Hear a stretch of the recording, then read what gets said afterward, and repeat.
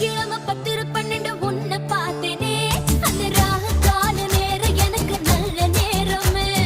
தண்ணியால எனக்கு ஒன்னும் கண்டம் இல்லையே ஒரு தண்ணியால கண்டம்னு தெரியவில்லையே